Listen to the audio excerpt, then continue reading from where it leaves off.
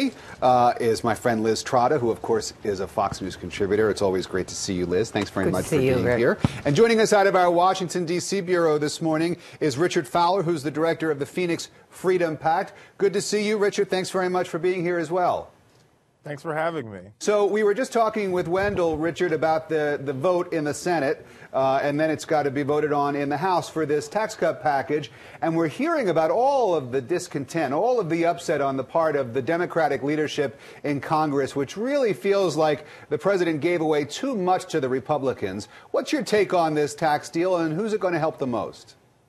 Well, my take on this tax deal is pretty simple. This reminds me of, Abraham Lincoln during the Civil War, when even though the country was at war and the country was in turmoil, he created a transcontinental railroad and created the national economies of the sciences. What this tax cut does is it allows for the American people to get back to work again. It provides a tax cut, or keeps the levels the same for 98% of Americans, or 100% of Americans actually. It extends unemployment benefits for 13 months, and on top of that, also decreases the payroll tax by 2%, which is exactly what our country needs to get back on the right track. I think the president is in the right place, and I think Senate Democrats are in the right place, and I think the House should join them. So, Liz, here's Richard making a comparison between President Obama and President Lincoln. What do you think about that? I mean, okay, there's certainly a lot going on. The president has a lot on his plate, but is this sort of tantamount to this tax deal, to building a national railroad system, do you think? And how do you feel about the deal in general? Well, first of all, the dragging of Lincoln into the lexicon of this administration has been just so wearying. That's all they do is talk about Abe Lincoln.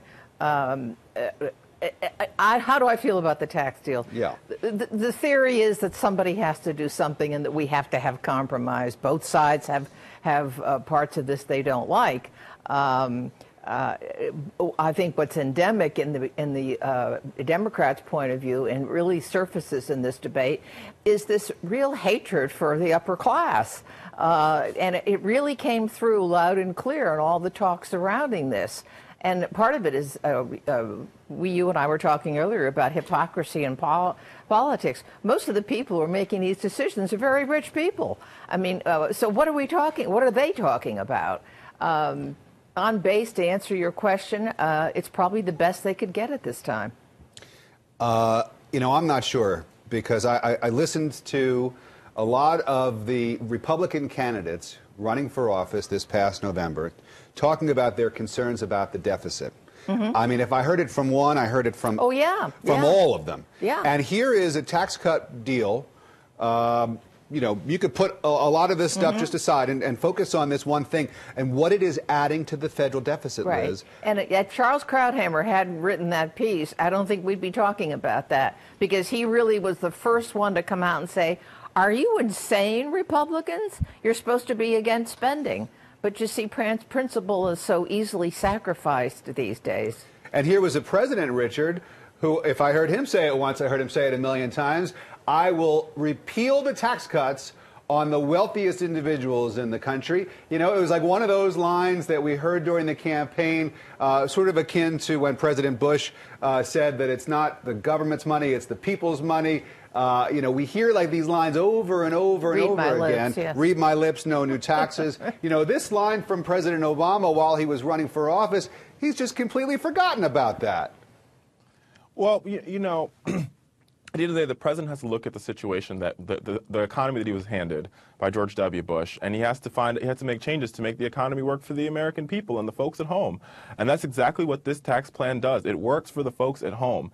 It's not everybody's happy with the tax plan. I don't think the president's happy with extending the tax benefits to millionaires and billionaires. I'm not happy with it, but seeing the situation, the state of our economy, and seeing that our economy is on the upward tick, this is the right move. And at the same time, I don't think the hypocrisy that my colleague talks about is something that you see from both sides of the aisle. Absolutely.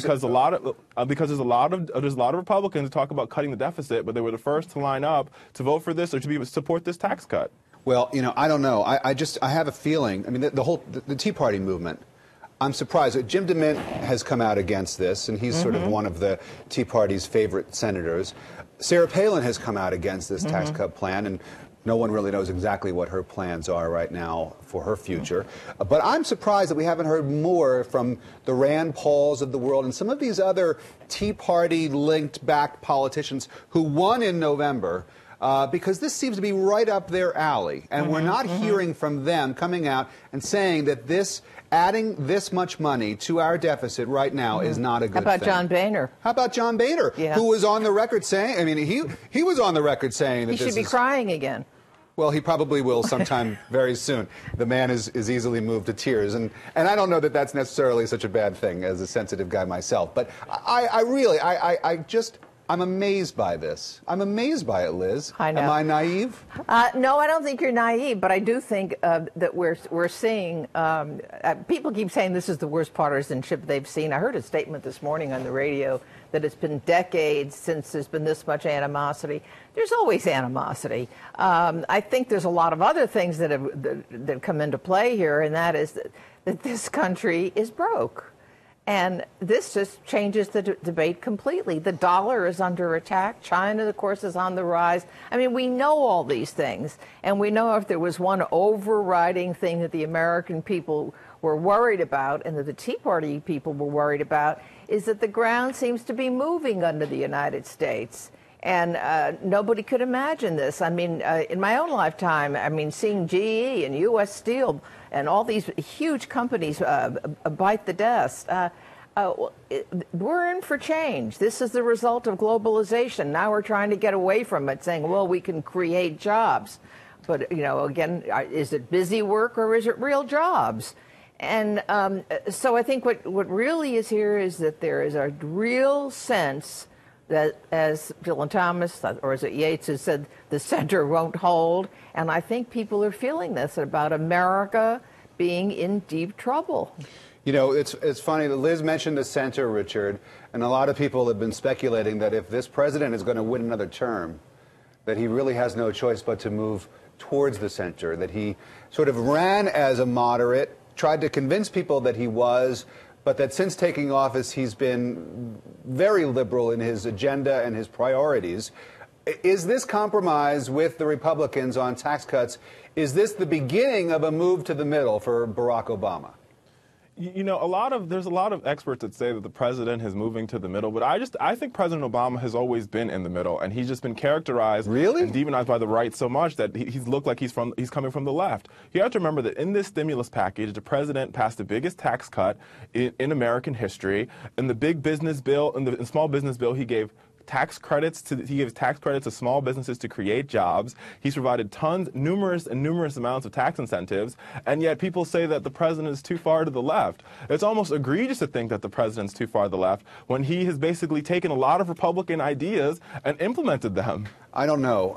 You know, you're living on a different planet. Cap and trade, mandatory not at all. Purchase of health care. Right.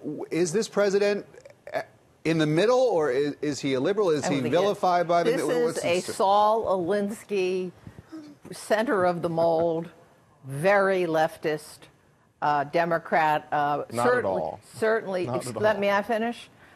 Certainly a socialist by definition. If you look at what's happening, I mean, look at the health plan, which we're probably going to talk about soon, and what the philosophy is behind it. He's made it perfectly clear. I mean, now we even have a child care bill, which he all of a sudden appeared. I must say that took me by surprise, where they're going to dictate to kids in school what they should be eating in lower income neighborhoods. I mean, where did that come from? Came from Michelle.